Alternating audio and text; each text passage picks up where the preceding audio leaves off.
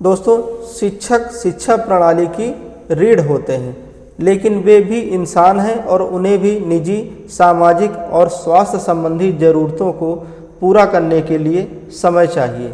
साथियों, अवकाश किसी भी पेशे का एक अनिवार्य हिस्सा होता है और शिक्षकों के लिए यह बहुत ज़रूरी है, क्योंकि वे मानसिक, शारीरिक रूप से संतुलित रहकर ही अपनी जिम्मेदारियां अच्छे से निभा सकते हैं। उत्तर प्रदेश के प्राथमिक और उच्च प्राथमिक विद्यालयों में तैनात शिक्षकों के लिए अवकाश लेना अक्सर एक चुनौतीपूर्ण प्रक्रिया बन जाता है।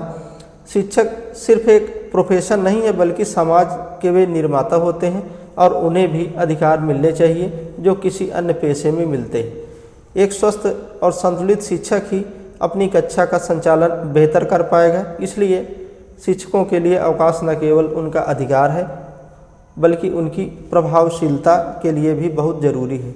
साथियों, हमको समझना होगा कि शिक्षकों का अवकाश लेना न केवल उनकी व्यक्तिगत ज़रूरत है, बल्कि यह एक बेहतरीन शिक्षा प्रणाली का भी महत्वपूर्ण हिस्सा है। नमस्कार, मैं कमल कृपाल और आप देख रहे हैं मोबाइल साथी। आज इस वीडियो में हम बात करने वाले हैं बेसिक शिक्षकों को मिलने वाले अवकाशों की। मसलन बेसिक शिक्षकों को कौन कौन से अवकाश मिलते हैं और अवकाश के नियम क्या हैं, साथ ही अवकाश लेने की प्रक्रिया क्या है और अवकाश प्रक्रिया में आए हुए बदलाव के बारे में आज विस्तार से चर्चा होगी। अगर आप भी एक शिक्षक हैं और अवकाश से जुड़ी परेशानियों का सामना कर रहे हैं तो यह वीडियो आपके लिए बेहद महत्वपूर्ण है। वीडियो को स्किप ना करें, वीडियो को पूरा देखें, क्योंकि आज हम आपके बहुत ही आवश्यक विषय पर बात करने वाले हैं। साथ ही हम बात करेंगे आपके अवकाश के नियमों की। अवकाश कौन अप्रूव करेगा, अवकाश कितने दिनों में अप्रूव होगी और अवकाश की सीमाएं क्या हैं। साथ ही अवकाश के बाद के होने वाली डॉक्यूमेंटेशन, किन किन चीज़ों की आपको ज़रूरत पड़ेगी, इन सभी बातों पर चर्चा होने वाली है। तो साथियों, बेसिक शिक्षा परिषद शिक्षकों को कौन कौन से अवकाश मिलते हैं, इस संबंध में जान लेते हैं। एक आदेश है महानिदेशक स्कूल शिक्षा उत्तर प्रदेश लखनऊ, विषय बेसिक शिक्षा परिषद के अंतर्गत कार्यरत शिक्षकों एवं शिक्षणेतर कर्मियों को दे विभिन्न अवकाशों की प्रक्रिया के सरलीकरण के संबंध में। इस आदेश में दोस्तों 26 जुलाई 2022 द्वारा गठित समिति द्वारा विभिन्न हितधारकों से विचार विमर्श के उपरांत निम्नवत संस्तुतियाँ आवश्यक कार्यवाही हेतु प्रस्तुत हैं। इस संदर्भ में साथियों देख लीजिए, परिषदीय शिक्षक और शिक्षणेतर कर्मी को वित्तीय नियमों के अंतर्गत निम्नलिखित प्रकार के अवकाश अनुमन्य किए जाने हैं, जिनका उपयोग निर्धारित नियमों एवं प्रतिबंधों के अधीन किया जा सकता है। समस्त प्रकार के अवकाशों का लेखांकन मानव संपदा पोर्टल पर ऑनलाइन माध्यम से किया जाएगा। तो आकस्मिक अवकाश को कैसे लेना है, इसकी सीमाएं क्या हैं, इस संबंध में यहाँ पर लिखा है। आकस्मिक अवकाश के दौरान कार्य का उत्तरदायित्व। मान लीजिए आप चले गए आकस्मिक अवकाश पर, तो उस समय उत्तरदायित्व क्या रहेगा। आकस्मिक अवकाश मूल नियमों के अंतर्गत मान्यता प्राप्त नहीं है, इसलिए आकस्मिक अवकाश की अवधि में संबंधित कर्मी सभी प्रयोजनों के लिए ड्यूटी पर माना जा सकता है। आकस्मिक अवकाश के दौरान किसी प्रतिस्थानी की तैनाती नहीं की जाएगी। यदि कार्यालय के कार्य में किसी प्रकार का व्यवधान उत्पन्न होता है तो आकस्मिक अवकाश स्वीकृतकर्ता अधिकारी इसे निरस्त कर सकता है तथा संबंधित कर्मी ड्यूटी पर वापस बुला सकता है। साथियों, अब आप समझ गए होंगे आकस्मिक अवकाश की क्या सीमाएं हैं, इस पर भी बात कर लेते हैं। आकस्मिक अवकाश की सीमाएं: एक कैलेंडर वर्ष में अधिकतम 14 दिन का आकस्मिक अवकाश दिया जा सकता है। एक बार में 6 दिन से अधिक का आकस्मिक अवकाश विशेष परिस्थितियों में ही दिया जाना चाहिए। तीसरा, रविवार, छुट्टियों और अन्य अकार्य दिवस यानी नॉन वर्किंग डे यदि आकस्मिक अवकाश के बीच में पड़ते हैं, मान लीजिए कोई छुट्टी पड़ गई, तो उन्हें आकस्मिक अवकाश में नहीं जोड़ा जाएगा। मसलन आपने आज छुट्टी लिया, इसके आकस्मिक अवकाश लिया और कल कोई गेस्टेड छुट्टी पड़ गई, तो परसों आप ज्वाइन किए तो आपको सिर्फ एक ही दिन की छुट्टी जोड़ी जाएगी, उसमें गेस्टेड अवकाश या मान लीजिए रविवार पड़ गया तो रविवार की छुट्टी उसमें नहीं जोड़ी जाएगी। अब बात कर लेते हैं, देखिए विशेष आकस्मिक अवकाश। विशेष आकस्मिक अवकाश क्या होते हैं? शासनादेश संख्या B 820 2 और B जा 55 दिनांक 27/12/1955 तथा MGO के पैरा 882 के अनुसार राष्ट्रीय तथा अंतर्राष्ट्रीय खेलकूद में भाग लेने के लिए चयनित खिलाड़ियों को 30 दिन का विशेष आकस्मिक अवकाश दिया जा सकता है। दूसरा है मान्यता प्राप्त सेवा संघों परिसंघों के जनपदीय व उच्च स्तरीय इकाइयों के अध्यक्ष एवं सचिव को संघ के कार्य के निमित्त एक कैलेंडर वर्ष में अधिकतम 7 दिन तथा कार्यकारिणी के सदस्यों को कार्यकारिणी बैठक में भाग लेने हेतु अधिकतम 4 दिन का विशेष आकस्मिक अवकाश देय होगा। कार्यकारिणी के सदस्य उन्हीं को यह सुविधा अनुमन्य होगी जो कार्यकारिणी की बैठक में भाग लेने के लिए एक स्थान से बाहर जाएंगे। आकस्मिक अवकाश पर मुख्यालय छोड़ने की पूर्व अनुमति। आकस्मिक अवकाश लेकर मुख्यालय छोड़ने की दशा में सक्षम अधिकारी की पूर्व स्वीकृति आवश्यक है। आकस्मिक अवकाश में पता तथा मोबाइल नंबर भी सूचित किया जाना चाहिए। समुचित कारण। आकस्मिक अवकाश समुचित कारण के आधार पर ही स्वीकृत किया जाना चाहिए। इसकी प्रक्रिया क्या है? आकस्मिक अवकाश आवेदन व निस्तारण की प्रक्रिया। आकस्मिक अवकाश हेतु मानव संपदा पोर्टल पर ऑनलाइन आवेदन किया जाएगा। साथ ही खंड शिक्षा अधिकारी द्वारा अधिकतम 1 दिन में एकल विद्यालय में वैकल्पिक व्यवस्था सुनिश्चित की जाएगी। मान लीजिए कि विद्यालय में सिर्फ एक ही अध्यापक है और उसने आकस्मिक अवकाश के लिए आवेदन कर दिया, तो कहीं पर वैकल्पिक व्यवस्था खंड शिक्षा अधिकारी द्वारा उस विद्यालय में कराई जाएगी। उसके पश्चात उसकी आकस्मिक अवकाश स्वीकृत करी जाएगी। आकस्मिक अवकाश की स्वीकृति अस्वीकृति सक्षम स्तर पर 3 कार्य दिवस के अंदर की जाएगी। तो दोस्तों ये थी आकस्मिक अवकाश के बारे में सूचना जानकारी।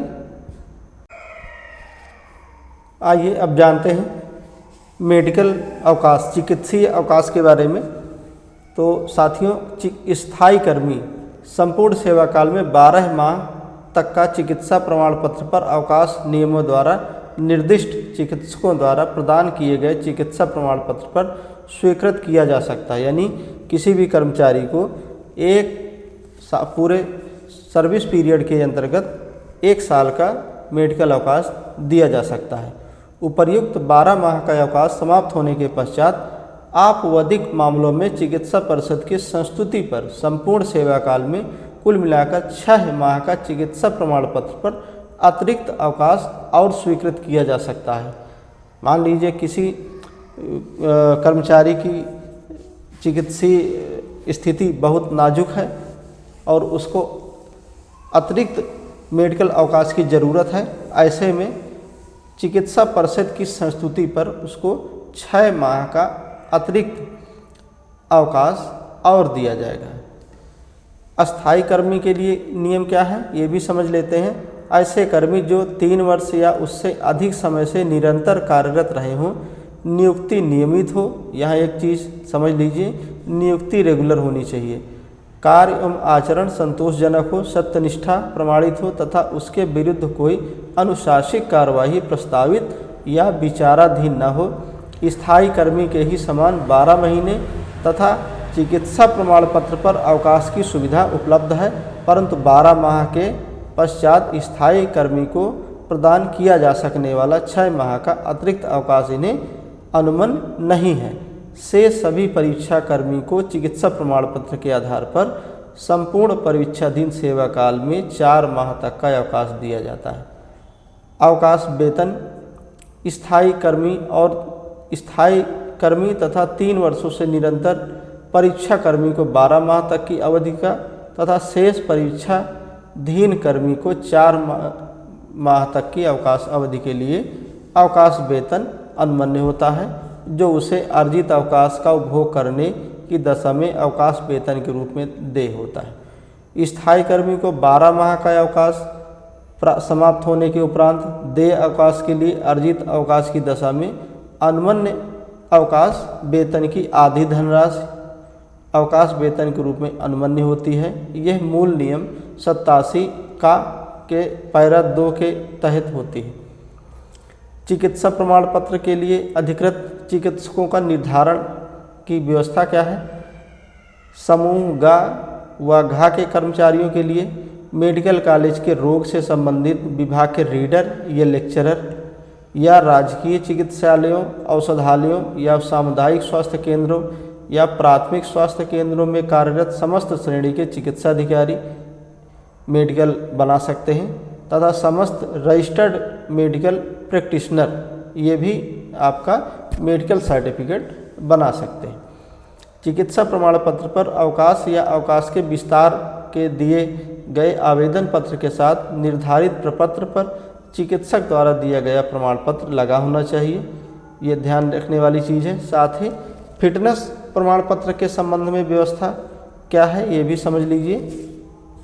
फिटनेस यानी स्वस्थता प्रमाण पत्र। चिकित्सा प्रमाण पत्र पर अवकाश का उपभोग करने के उपरांत किसी भी कर्मचारी को सेवा में योगदान करने की अनुमति तब तक नहीं दी जा सकती जब तक कि उसके द्वारा निर्धारित प्रपत्र पर अपना स्वास्थ्यता प्रमाण पत्र प्रस्तुत नहीं किया जाता। यदि सक्षम अधिकारी चाहे तो अस्वस्थता के आधार पर लिए गए किसी अन्य प्रकार के अवकाशों के मामले में भी उपर्युक्त स्वस्थता प्रमाण पत्र मांग सकता है। यहाँ पर एक चीज़ और ध्यान देने की चीज़ है कि 3 माह या अधिक का चिकित्सा प्रमाण पत्र पर अवकाश चिकित्सा परिषद की संस्तुति के उपरांत स्वीकृत किया जाएगा। मान लीजिए आपने मेडिकल अवकाश लिया और वह 3 माह से ज़्यादा का हो गया या 3 माह का हो गया तो उसके लिए फिर आपको चिकित्सा परिषद की संस्तुति के उपरांत ही जो है चिकित्सा प्रमाण पत्र आपको मिलेगा। चिकित्सीय अवकाश लेने की प्रक्रिया क्या है ये भी समझ लेते हैं। ऑनलाइन अवकाश आवेदन व निस्तारण प्रक्रिया। मानव संपदा पोर्टल पर ऑनलाइन अवकाश आवेदन हेतु आवेदन पत्र व चिकित्सीय प्रिस्क्रिप्शन प्रणाली में अपलोड किया जा सकेगा। संबंधित खंड शिक्षा अधिकारी आवश्यकता अनुसार एकल विद्यालय में वैकल्पिक शिक्षक की व्यवस्था सुनिश्चित करेंगे। चिकित्सा प्रमाण पत्र अपलोड होने के 3 दिवस में खंड शिक्षा अधिकारी आवेदन को निस्तारित करेंगे। अस्वीकृत करने की स्थिति में स्पष्ट कारण या आपत्ति अंकित किया जाएगा। आपत्ति का निराकरण कर आवेदक द्वारा पुनः आवेदन अधिकतम 7 दिवस के भीतर किया जाएगा। इसके बाद अवकाश अवधि 42 दिवस से अधिक यानी एक बार में ही अधिकतम 42 दिवस से अधिक अथवा लगातार अवधि को जोड़कर यानी होने की स्थिति में प्रकरण को खंड शिक्षा अधिकारी द्वारा जिला बेसिक शिक्षा अधिकारी को अग्रसारित किया जाएगा। अगर आप अवकाश 42 दिन या उससे अधिक कर लेते हैं तो फिर ये BSA लेवल को ही अग्रसारित होगा और 3 दिवस में जिला बेसिक शिक्षा अधिकारी आवेदन को निस्तारित करेंगे या उसको अस्वीकृत करने की स्थिति में स्पष्ट कारण या आपत्ति नरेशन जो भी है उसको अंकित करेंगे। आपत्ति का निराकरण कराकर आवेदक द्वारा पुनः अधिकतम 7 दिवस के भीतर आवेदन कराया जाएगा। जिला बेसिक शिक्षा अधिकारी कार्यालय में पदस्थापित कर्मियों के आवेदन पत्र अपलोड होने के 3 दिवस के भीतर जिला बेसिक शिक्षा अधिकारी आवेदन निस्तारित करेंगे। अस्वीकृत करने की स्थिति में स्पष्ट कारण आपत्ति अंकित किया जाएगा। आपत्ति का निराकरण कर आवेदन पुनः आवेदक अधिकतम 7 दिवस के भीतर किया जाएगा। चिकित्सकीय अवकाश समाप्त होने के पश्चात ऑनलाइन ज्वाइनिंग अनिवार्य रूप से स्वस्थता प्रमाण पत्र यानी फिटनेस सर्टिफिकेट पोर्टल पर अपलोड करते हुए की जाएगी। मातृत्व अवकाश। मातृत्व अवकाश स्थायी अथवा परीक्षाधीन महिला सरकारी सेवकों को निम्नांकित 2 अवसरों पर निर्धारित शर्तों के अधीन प्रदान किया जाता है। प्रसूति के मामलों में यह अवकाश संपूर्ण सेवा काल में 2 बार अनुमन्य है। प्रसूतावस्था पर अवकाश प्रारंभ होने के दिनांक से 130 दिन तक अवकाश देय है। अंतिम बार स्वीकृत अवकाश के समाप्त होने के दिनांक 2 वर्ष व्यतीत हो चुके हों तभी दोबारा यह अवकाश स्वीकृत किया जा सकता है। परंतु वर्तमान में रिट याचिका संख्या 32/394/2019 व अन्य में पारित निर्णय में माननीय उच्च न्यायालय इलाहाबाद द्वारा 2 वर्ष के अंतर की बाध्यता को शिथिल करते हुए अवकाश स्वीकृत करने का आदेश पारित किया गया है। इस संबंध में कार्यालय के पत्रांक 4451 दिनांक 13 दिसंबर 2022 के द्वारा प्रस्ताव प्रेषित है। अतः 2 वर्ष के अंतर की बाध्यता को शिथिल करते हुए अवकाश स्वीकृत करने की अनुशंसा की जाती है। यानी 2 वर्ष का बाउंडेशन अब खत्म हो गया मातृत्व अवकाश के लिए। यदि किसी महिला सरकारी सेवक के 2 या 2 से अधिक जीवित बच्चे हों तो उसे यह अवकाश स्वीकृत नहीं किया जा सकता, भले ही उस अवकाश अन्यथा देय हो।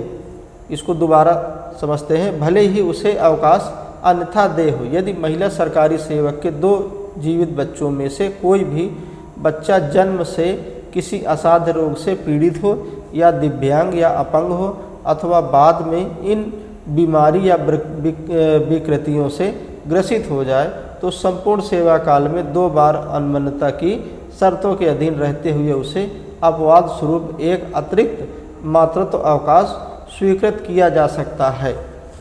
मसलन अगर किसी महिला कार्मिक के बच्चा कोई भी बच्चा है जो अपंग है तो ऐसी स्थिति में उसको एक बार उसके सेवा काल में अतिरिक्त मातृत्व अवकाश दिया जा सकता है। ऑनलाइन अवकाश आवेदन की प्रक्रिया क्या है, उसके निस्तारण की व्यवस्था क्या है। मानव संपदा पोर्टल पर अवकाश हेतु ऑनलाइन आवेदन करते समय आवेदन पत्र, चिकित्सा प्रमाण पत्र या कोई बच्चा न होने अथवा एक से अनधिक बच्चा न होने का स्वहस्ताक्षरित प्रमाण पत्र पोर्टल पर अपलोड किया जाएगा। यथास्थित 2 जीवित बच्चों में से कोई बच्चा जन्म से किसी असाध्य रोग से पीड़ित हो या दिव्यांग या अपंग हो अथवा बाद में इन बीमारी या विकृतियों में ग्रस्त हो, उसका साक्ष्य प्रणाली में अपलोड किया जाएगा। प्रणाली मतलब प्रेरणा पोर्टल, मानव संपदा पोर्टल पर ये अपलोड किया जाएगा। EHRMS पोर्टल भी उसको बोलते हैं। स्टाम्प पेपर पर शपथ की बात आवश्यकता नहीं होगी, इसके लिए आपको स्टाम्प नहीं लगेगा। संबंधित खंड शिक्षा अधिकारी आवश्यकता अनुसार एकल विद्यालय में, ये मान लीजिए कोई विद्यालय एकल है तो उसमें आवश्यकता अनुसार किसी वैकल्पिक शिक्षक की व्यवस्था करेंगे।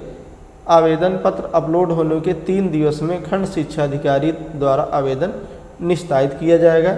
अस्वीकृत करने की स्थिति में स्पष्ट कारण या आपत्ति को अंकित करना होगा और आपत्ति का निराकरण कर आवेदक द्वारा पुनः आवेदन अधिकतम 7 दिवस के भीतर किया जाएगा। प्रकरण को खंड शिक्षा अधिकारी द्वारा जिला अधिकारी को व जिला बेसिक शिक्षा अधिकारी को फॉरवर्ड किया जाएगा और 3 दिवस में जिला बेसिक शिक्षा अधिकारी आवेदन को निस्तारित करेंगे। साथ ही अस्वीकृत करने की स्थिति में स्पष्ट कारण या आपत्ति अंकित किया जाएगा और आपत्ति का निराकरण कर आवेदन द्वारा पुनः आवेदन अधिकतम 7 दिवस के भीतर किया जाएगा। बेसिक शिक्षा अधिकारी कार्यालय में पदस्थापित कार्मिकों के आवेदन पत्र अपलोड होने के 3 दिवस के भीतर जिला बेसिक शिक्षा अधिकारी आवेदन निस्तारित करेंगे और अस्वीकृत करने की स्थिति में स्पष्ट कारण आपत्ति अंकित किया जाएगा और आपत्ति का निराकरण कर आवेदक द्वारा पुनः आवेदन अधिकतम 7 दिवस के भीतर कर दिया जाएगा। दोस्तों, अब बात करते हैं अगले अवकाश गर्भपात एवं गर्भस्राव मामलों में क्या व्यवस्था है। महिला कार्मिकों में गर्भपात के मामलों में जिसके अंतर्गत गर्भस्राव है, प्रत्येक अवसर पर 6 सप्ताह का अवकाश देने की व्यवस्था है। अवकाश के आवेदन पत्र के समर्थन में प्राधिकृत चिकित्सक द्वारा प्रदत्त साक्ष्य संलग्न होना चाहिए। मातृत्व अवकाश को किसी प्रकार की अवकाश लेखे से नहीं घटाया जाता है तथा अन्य प्रकार की छुट्टी के साथ मिलाया जा सकता है। अवकाश वेतन मातृत्व अवकाश की अवधि में अवकाश पर प्रस्थान करने के ठीक पहले प्राप्त वेतन के बराबर अवकाश वेतन प्राप्त होता है। इसके ऑनलाइन प्रक्रिया को समझ लेते हैं। ऑनलाइन अवकाश आवेदन व निस्तारण मानव संपदा पोर्टल पर अवकाश हेतु ऑनलाइन आवेदन करते समय आवेदन पत्र व चिकित्सा प्रमाण पत्र मानव संपदा पोर्टल पर अपलोड किया जाएगा। स्टाम्प पेपर व शपथ पत्र की आवश्यकता इसमें नहीं होगी। संबंधित खंड शिक्षा अधिकारी आवश्यकता अनुसार एकल विद्यालय में वैकल्पिक टीचर्स की व्यवस्था करेंगे। आवेदन पत्र अपलोड होने के 3 दिवस के अंदर खंड शिक्षा अधिकारी यानी बेसिक एजुकेशन ऑफिसर इसको एक्सेप्ट या रिजेक्ट करेंगे, यानी अप्रूव करेंगे या इसको डिसअप्रूव करेंगे। लेकिन अगर अप्रूव नहीं करेंगे तो स्पष्ट कारण और आपत्ति को अंकित करना होगा। साथ ही आपत्ति का निराकरण कर आवेदक द्वारा पुनः 7 दिवस के भीतर इसको दोबारा फिर आवेदन किया जाएगा और प्रकरण को खंड शिक्षा अधिकारी द्वारा बीएसए को अग्रसारित किया जाएगा। इसके बाद बीएसए लेवल पर इसको निस्तारण किया जाएगा और अस्वीकृत करने की स्थिति में स्पष्ट कारण या आपत्ति को यहाँ पर अंकित करना होगा। आपत्ति का निराकरण आवेदक द्वारा पुनः करके 7 दिवस के अंदर फिर आवेदन किया जाएगा। बीएसए कार्यालय में पदस्थापित कार्मिकों के आवेदन पत्र अपलोड होने के 3 दिवस के भीतर बीएसए अधिकारी आवेदन को निस्तारित करेंगे। अस्वीकृत करने की स्थिति में स्पष्ट कारण आपत्ति अंकित किया जाएगा और आपत्ति का निराकरण कर आवेदक द्वारा पुनः आवेदन अधिकतम 7 दिवस के भीतर फिर किया जाएगा। तो ये थी चर्चा मातृत्व अवकाश और गर्भपात अवकाश की। अब बात करते हैं नए अवकाश की। बाल्यपाल अवकाश। साथियों, महिला सरकारी सेवक को चाहे वह स्थायी हो अथवा अस्थायी संपूर्ण के सेवा काल में अधिकतम 730 दिनों का बाल्यपाल या सीसीएल अथवा मातृत्व अवकाश की शर्तों पर प्रतिबंधों के अधीन अनुमन्य होगा। यह अवकाश विशिष्ट परिस्थितियों जैसे संतान की बीमारी तथा परीक्षा आदि में संतान हेतु व देखभाल हेतु संतान की आयु 18 वर्ष होने की अवधि तक दे। समस्त रजिस्टर्ड मेडिकल प्रैक्टिशनर द्वारा प्रदत्त मेडिकल सर्टिफिकेट मान्य होते हैं। गोद ली गई संतान के संबंध में भी यह अवकाश देय होगा। यह अवकाश 2 सबसे बड़े जीवित बच्चों के लिए अनुमन्य होगा। संबंधित महिला कर्मचारी के अवकाश लेखे में उपार्जित अवकाश देय होते हुए भी बाल्य देखभाल अवकाश अनुमन्य होगा। बाल्यपाल देखभाल अवकाश एक बार में समानतया अधिकतम 30 दिनों के लिए दिया जाएगा। अवकाश उपभोग कर कार्यभार ग्रहण करने के उपरांत पुनः अवकाश दिया जा सकता है, यानी एक बार में 30 दिन का ही सीसीएल लिया जा सकता है। और बाल्यपाल यानी सीसीएल अवकाश एक कैलेंडर वर्ष के दौरान 3 बार से अधिक नहीं दिया जाएगा, यानी साल में आपको 3 महीने का ही अधिकतम सीसीएल मिलेगा। बाल्यपाल यानी सीसीएल को 15 दिनों में कम से कम के लिए नहीं दिया जाएगा। कम से कम 15 दिन का अवकाश इसमें लेना होगा। सीसीएल को साधारणतया परीक्षा अवधि के दौरान नहीं दिया जाएगा। आप प्रोबेशन पीरियड के दौरान आपकी नई नौकरी लगी है और आपका 1 साल पूरा नहीं हुआ है तो आपको सीसीएल नहीं दिया जाएगा। लेकिन विशेष परिस्थितियों में यदि परीक्षाधीन महिला सरकारी सेवक को सीसीएल स्वीकृत करने के लिए किए जाने की आवश्यकता पड़ती है तो यह सुनिश्चित किया जाएगा कि दिए जाने वाले अवकाश की अवधि कम से कम हो। साथ ही सीसीएल को अर्जित अवकाश के समान माना जाएगा और उसी प्रकार उसको स्वीकृत किया जाएगा।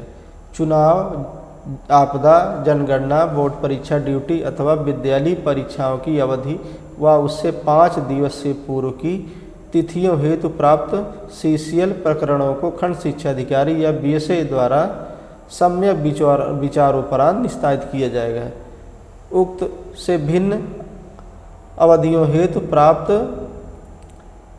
CCL अवकाश प्रकरणों यानी विद्यालय बंद होने की स्थिति को छोड़कर खंड शिक्षा अधिकारी द्वारा अनिवार्य रूप से इसको फॉरवर्ड किया जाएगा व BSA द्वारा अनिवार्य रूप से इसको स्वीकृत किया जाएगा, परंतु संबंधित कार्मिक अवकाश अवधि में राज्य स्तर से निर्धारित सम्यक लक्ष्यों की प्राप्ति के उत्तरदायित्व से मुक्त न रहेगा। साथियों, बाल्यपाल यानी बाल्य देखभाल अवकाश के कारण विद्यालय बंद होने की स्थिति में संबंधित खंड शिक्षा अधिकारी द्वारा विद्यालय संचालन हेतु वैकल्पिक व्यवस्था के रूप में किसी अन्य शिक्षक को तैनात करेंगे। तत्पश्चात ही प्रकरण को BSA स्तर पर फॉरवर्ड करेंगे। वैकल्पिक शिक्षक की व्यवस्था के उपरांत प्राप्त प्रकरणों को BSA अधिकारी द्वारा अनिवार्य रूप से स्वीकृत किया जाएगा। एक ही विद्यालय से एक से अधिक शिक्षकों के आवेदन की स्थिति में CCL अवकाश प्रकरण में प्रथम आगत प्रकरण को पहले निस्तारित किया जाएगा। इसके व्यवस्था क्या है अवकाश लेने की, ये भी समझ लेते हैं। ऑनलाइन अवकाश आवेदन पर निस्तारण प्रक्रिया। मानव संपदा पोर्टल पर अवकाश हेतु ऑनलाइन आवेदन करते समय चिकित्सा प्रमाण पत्र और परीक्षा, अगर बीमार है तो चिकित्सा प्रमाण पत्र, परीक्षा है तो मान लीजिए बच्चे की परीक्षा है तो वहाँ पर परीक्षा संबंधी साक्ष्य, परीक्षा कार्यक्रम तथा अपनी समस्त संतानों के जन्म प्रमाण पत्र की सेल्फ अटेस्टेड प्रति प्रेरणा मानव संपदा पोर्टल पर अपलोड किया जाएगा। गोद ली गई संतान के संबंध में अवकाश लेने पर गोदनामा की सेल्फ अटेस्टेड प्रति मानव संपदा पोर्टल पर अपलोड किया जाएगा। स्टाम्प पेपर व शपथ पत्र की आवश्यकता नहीं होगी। आवेदन पत्र अपलोड होने के 3 दिनों में BO महोदय द्वारा इसको निस्तारित किया जाएगा। अस्वीकृत करने की स्थिति में स्पष्ट कारण भी अंकित किया जाएगा और आपत्ति का निस्तारण कराकर आवेदन को 7 दिवस के भीतर पुनः आवेदन कराया जाएगा। प्रकरण को खंड शिक्षा अधिकारी द्वारा BSA स्तर पर फॉरवर्ड किया जाएगा और 3 दिवस में BSA स्तर पर इसको निस्तारित करना होगा। अस्वीकृत करने की स्थिति में स्पष्ट कारण व आपत्ति अंकित किया जाएगा। आपत्ति का निराकरण कर आवेदक द्वारा पुनः आवेदन अधिकतम 7 दिवस के भीतर किया जाएगा। साथ ही जिला बेसिक शिक्षा अधिकारी कार्यालय में पदस्थापित कर्मियों के आवेदन पत्र अपलोड होने के 3 दिवस के भीतर जिला बेसिक शिक्षा अधिकारी आवेदन को निस्तारित करेंगे। अस्वीकृत करने की स्थिति में स्पष्ट कारण आपत्ति अंकित किया जाएगा और आपत्ति का निराकरण कर आवेदक द्वारा पुनः आवेदन किया जाएगा। अर्जित अवकाश की अब जान लेते हैं असाधारण अवकाश के बारे में। असाधारण अवकाश निम्न विशेष परिस्थितियों में स्वीकृत किया जा सकता है। पहला ये है जब अवकाश नियमों के अधीन कोई अन्य अवकाश देय न हो। दूसरा है अन्य अवकाश देय होने पर भी संबंधित कार्मिक असाधारण अवकाश प्रदान करने के लिए आवेदन करें। स्थायी कर्मी को असाधारण अवकाश अधिकतम 5 वर्ष तक की अवधि के लिए स्वीकृत किया जा सकता है। दूसरा, परिवीक्षाधीन कर्मी यानी प्रोबेशन पीरियड के दौरान असाधारण अवकाश की अवधि किसी एक समय में निम्नलिखित सीमाओं के से अधिक नहीं होगी। पहला 3 महीना, फिर 6 महीने यदि संबंधित सरकारी सेवक ने 3 वर्ष की निरंतर सेवा अवकाश अवधि सहित पूरी कर ली हो तथा अवकाश के समर्थन में नियमों के अधीन अपेक्षित चिकित्सा प्रमाण पत्र प्रस्तुत कर दिया गया हो। फिर है 18 मास यानी 1.5 वर्ष यदि संबंधित सरकारी सेवक ने 1 वर्ष की निरंतर सेवा पूर्ण कर ली हो और वह क्षय रोग अथवा कुष्ठ रोग का उपचार करा रहा हो तथा संबंधित चिकित्सक द्वारा प्रदत्त प्रमाण पत्र को संलग्न किया गया हो। फिर है 24 मास यानी 2 साल संपूर्ण स्थायी सेवा की अवधि में 36 माह की अधिकतम सीमा के अधीन रहते हुए जनहित में भारत अथवा विदेश में अध्ययनरत के लिए इन प्रतिबंध के अधीन देय है कि संबंधित शिक्षक ने 3 वर्ष की निरंतर सेवा पूर्ण कर ली है। अवकाश वेतन असाधारण अवकाश की अवधि के लिए किसी तरह का कोई वेतन देय नहीं है। अब समझते हैं इसकी प्रक्रिया के बारे में। ऑनलाइन अवकाश आवेदन व निस्तारण प्रक्रिया इसकी क्या है, आइए जान लेते हैं। अवकाश आवेदन हेतु समय समय पर आवेदन पत्र व अवकाश मांगे जाने के कारण का एक साक्ष्य मानव संपदा पोर्टल पर अपलोड किया जाएगा। इसमें भी स्टाम्प पेपर या शपथ पत्र नहीं लगेगा। संबंधित खंड शिक्षा अधिकारी द्वारा आवश्यकता अनुसार एकल विद्यालय अगर हैं तो उसमें वैकल्पिक टीचर्स की व्यवस्था करेंगे। साथ में आवेदन पत्र अपलोड होने के 5 दिन के अंदर उसको निस्तारित करेंगे और अस्वीकृत रिजेक्ट करने की स्थिति में स्पष्ट कारण या आपत्ति अंकित करेंगे। आपत्ति का निराकरण करके आवेदक द्वारा पुनः आवेदन अधिकतम 5 दिन के अंदर फिर किया जाएगा और प्रकरण को खंड शिक्षा अधिकारी द्वारा जिला बेसिक शिक्षा अधिकारी को अग्रसारित किया जाएगा। 5 दिवस में जिला बेसिक शिक्षा अधिकारी द्वारा आवेदन को निस्तारित करना होगा। अस्वीकृत करने की स्थिति में उनको भी स्पष्ट कारण और आपत्ति अंकित किया जाएगा, यानी रिजेक्शन का पूरा कारण लिखना होगा। आपत्ति का निराकरण करके आवेदक द्वारा पुनः अधिकतम 5 दिवस के भीतर आवेदन किया जाएगा और जिला बेसिक शिक्षा अधिकारी कार्यालय में जो लोग कार्यरत हैं कार्मिक, उनके आवेदन पत्र अपलोड होने के 5 दिवस के भीतर जिला बेसिक शिक्षा अधिकारी महोदय द्वारा आवेदन को निस्तारित करना होगा। अस्वीकृत करने की स्थिति में यानी रिजेक्शन के कारण देने होंगे और आपत्ति अंकित करना होगा। आपत्ति का निराकरण कर आवेदक द्वारा पुनः आवेदन को अधिकतम 5 दिवस के भीतर फिर करना होगा। अब बात करते हैं अर्जित अवकाश की।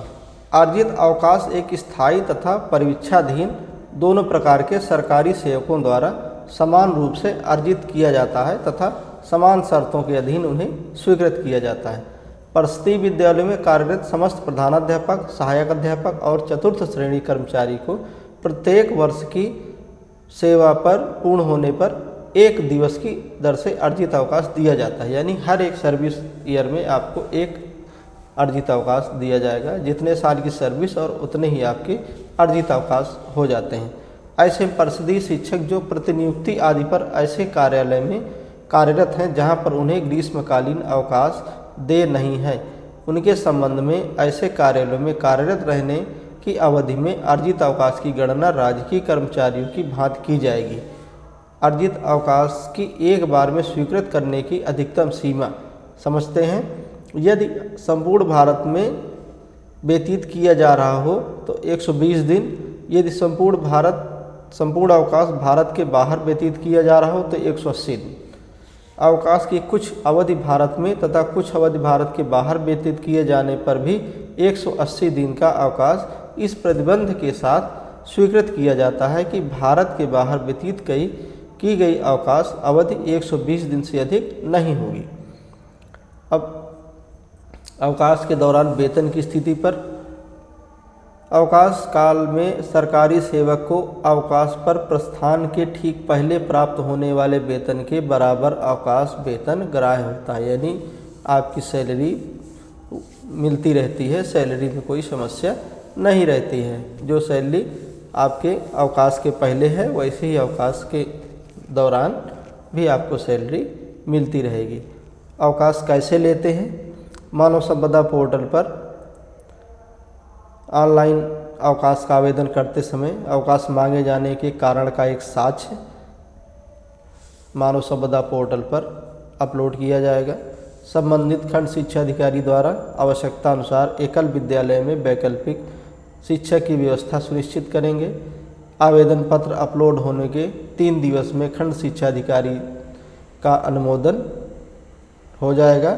अगर अनुमोदन नहीं हो रहा, अस्वीकृत हो रहा है, तो इस स्थिति में स्पष्ट कारण या आपत्ति अंकित किया जाएगा। आपत्ति का निराकरण कर आवेदक द्वारा पुनः आवेदन अधिकतम 7 दिवस के भीतर किया जाएगा।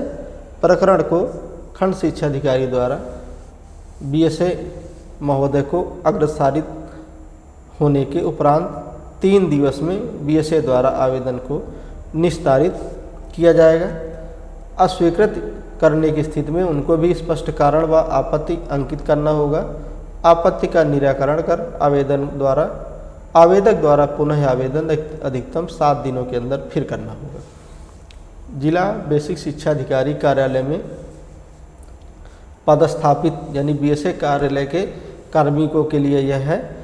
पदस्थापित कार्मिकों के आवेदन पत्र अपलोड होने के 3 दिवस के भीतर जिला बेसिक शिक्षा अधिकारी द्वारा आवेदन को निस्तारित करना होगा।